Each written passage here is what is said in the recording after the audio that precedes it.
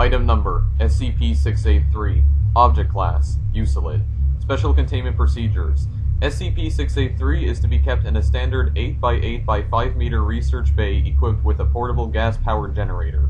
SCP-683 itself is to be covered with a suitably large, opaque drop cloth to prevent inadvertent visual contact when not involved in active research. Research bay doors should meet Level 2 hazard control rating, steel door, reinforced hinges, SCP passport keycard access with manual override, but without the standard observation window. Video surveillance is restricted to this exterior door until testing is approved for recorded viewing of SCP-683. No guards should be posted unless approved by Level 3 or higher administrative staff, again to prevent possible inadvertent visual contact. No food or drink is permitted within 20 meters of the containment area. SCP-683 is currently held in Research Bay Zingiber 4 at Site-19 under these conditions.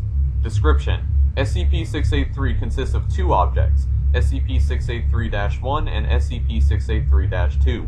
When its unique properties are activated, it will produce samples of SCP-683-3. SCP-683-1 is a white 1953 Crossley Shelvador brand refrigerator showing moderate external wear.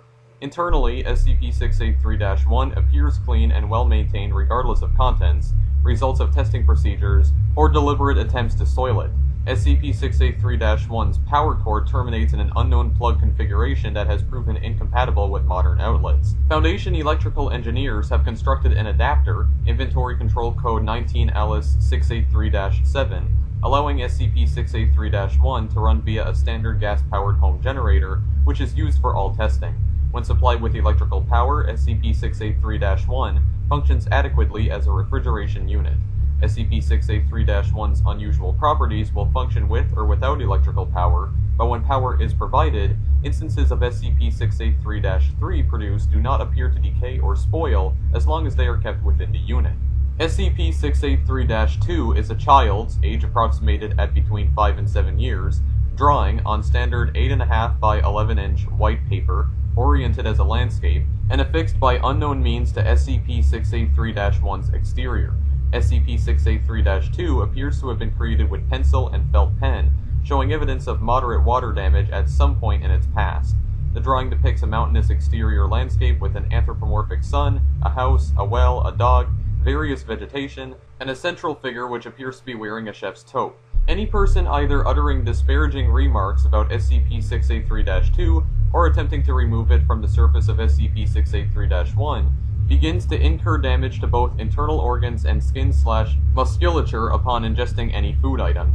The damage manifests as the excision of tissue from various locations on the body equal in mass to the food ingested. This effect ceases once the victim has ingested 0.42 kilograms worth of food and an equal amount of tissue has been excised. Though observably painful, tissue is excised seemingly instantaneously following each bite of food, and has yet to strike any internal structure that would cause the death of the subject before the 0.42 kilogram threshold is reached. All subjects have expired within 26 days of last excision.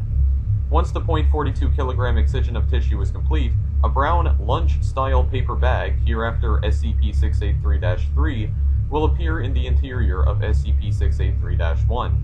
SCP-683-3 has consistently been labeled with the name Eric. Text appears symmetrically in capital letters printed in black ink. Writing style appears consistent with each sample of SCP-683-3. With each appearance, SCP-683-3 has contained the following: a sandwich consisting of 2 pieces of white bread, crusts removed, and 0.21 kilograms of various excised flesh and viscera. DNA analysis has confirmed it to be that of subjects who last disparaged or attempted to remove SCP-683-2. A plastic zip-top bag containing 0.21 kilograms of various excised flesh and viscera. DNA analysis has again confirmed it to be that of subjects who last disparaged or attempted to remove SCP-683-2. A plastic zip-top bag containing 3 chocolate chip cookies, measuring approximately 9 centimeters in diameter. Testing shows no abnormalities or traces of DNA. A 3x5-inch note card reading, "Be a good boy today." Ink is black and handwriting is consistent in style with the Eric written on SCP-683-3's exterior. Following testing, all instances of SCP-683-3 have been incinerated with no unusual effects. SCP-683-2 cannot be removed from SCP-683-1, and all attempts to do so have resulted in the activation of SCP-683's unusual properties. Without any attempt to remove it, SCP-683-2 has been set alight and incinerated via a simple match on 3 occasions, but has returned to the surface of SCP-683-1 within 68 hours each time. Despite expectations, D-Class personnel who performed the incinerations were unaffected by SCP-683. If multiple subjects disparage or attempt to remove SCP-683-2 at one time, only the first subject to do so experiences its effects. No further subjects can be affected until production of an instance of SCP-683-3. Subjects who fast following removal attempts or disparaging of SCP-683-2 are unaffected until they attempt to ingest food. To date, 2 subjects have starved themselves to death without suffering any effect from SCP-683. Subjects fed intravenously following removal attempts or disparaging of SCP-683-2 have been affected as if they were consuming solid foods. Discovery: SCP-683 was discovered in a storage unit adjacent to the home of one Yolanda of Washington. A collector of vintage refrigerators and furnishings, Miss claims to have simply found SCP-683 unattended on a street corner in late July, 19. Her nephew, who reportedly helped her move the item, died 2 weeks following the move. Cause of death on certificate listed as complications from hernia.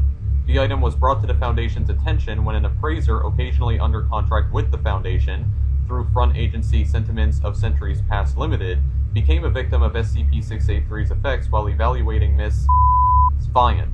When asked why she never attempted to remove SCP-683-2, Miss replied, "It's a nice little picture, isn't it? Why take it down?"